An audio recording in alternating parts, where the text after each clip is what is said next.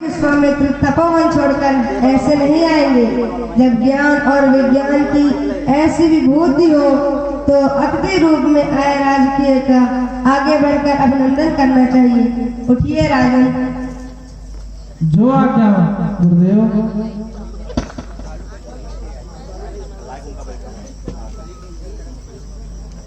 आपका स्वागत है तपोनिधि, पधारिए।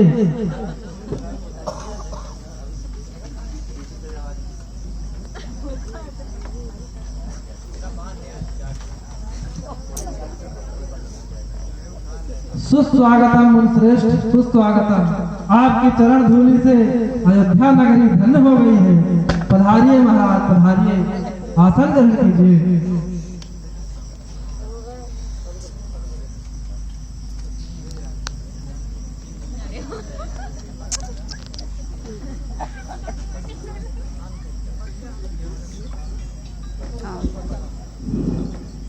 सूर्यवंश के राजा दशरथ, तुम्हारे साम्राज्य में सब कुशल मंगल तो है ना? जहाँ आप जैसे पूर्ण विभूति के चरण कमल आ जाएं, वहाँ सब मंगल ही मंगल होता है।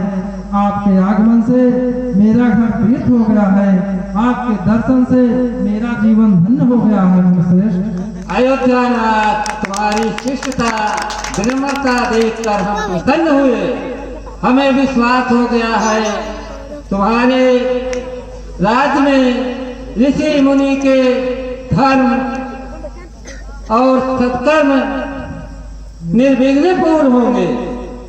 धर्म और सत्कर्म की सेवा में सर्वस्व समर्पण करने के लिए रघुकुल का बच्चा बच्चा वचनबद्ध है। आज्ञा कीजिए मुनीन्द्र, किस अभिप्राय से आपका आगमन हुआ है?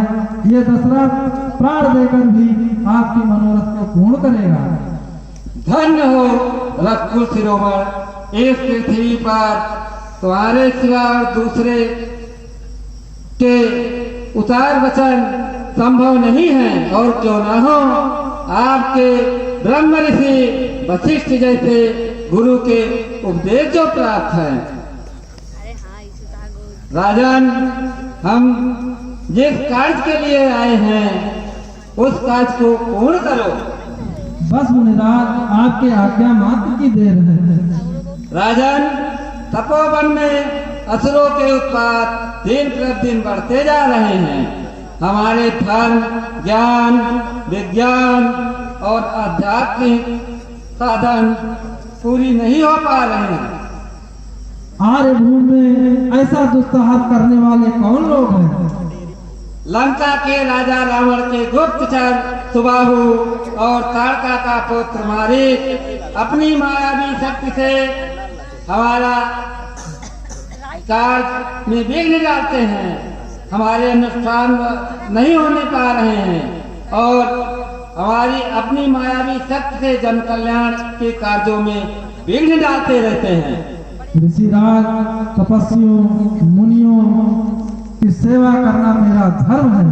अयोध्या की सारी सेना आपकी सेवा में तैनात कर दी जाएगी। नहीं अयोध्यापति, सेना की आवश्यकता सहायता से शत्रुता व्याप्त की जा सकती है।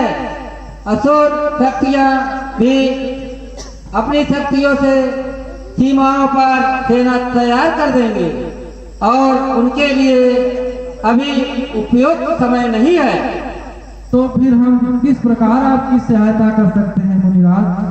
हम तुमसे राम को मांगने आए हैं। हमें केवल राम देने दो, हम अपनी रक्षा स्वयं कर लेंगे। राम? नहीं नहीं, वो नन्हा सा बालक आपके कार्य को कैसे सिद्ध कर सकेगा? आप मुझे आज्ञा दीजिए, अपनी पराक्रमी सेना के साथ मैं स्वयं आपके यज्ञ की रक्षा करूंगा। जब तक मेरे शरीर में प्राण रहेंगे आपके अनुष्ठान में आंच नहीं आने दूंगा। राम तो भी बालक है, युद्ध के दांव पेच का अनुभव नहीं, शत्रु के बलाबल असुरों के छल कपट को नहीं जानता। मैं अपने राम को आपके साथ कैसे भेज सकता हूँ? नहीं मुनिराज, ये नहीं हो सकता। बस राजन, धर्म और धर्म और बैठ जा चाचा। धर्म और उसकी बड़ी बड़ी बातें करना अलग बात है और उसे निभाना अलग बात है। तुम्हारे पूर्वजों ने अपने वतन के लिए निभाने के लिए क्या क्या नहीं किया। महाराज शिविर एक कबूतर के लिए अपने शरीर के बोटी बोटी कटवा दी।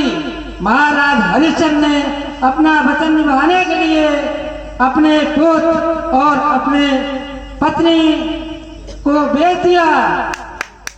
और एक तुम हो कीर्ति पर कलंक लगा रहे हो।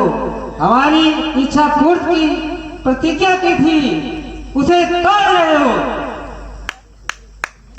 मैं कैसे आया हूँ वैसे जा रहा हूँ। क्रोध न कीजिए, आप हमारे पूज्य देवता समान हैं, मुझ पर अनुग्रह कीजिए। रावण का भेद तो देव, दानव, गंधर्व, किन्नर, यज्ञ, दिक्पाल, नाग नहीं सह सकते, तो फिर मेरा नन्हा राम उस रावण से अकेले कैसे टक्कर ले सकेगा।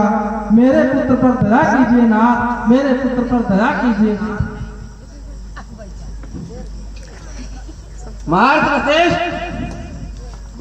महाराज अभी तक राम के दिव्य प्रेम में को महाराज अभी राम के दिव्य शक्तियों को नहीं पहचाना है, क्योंकि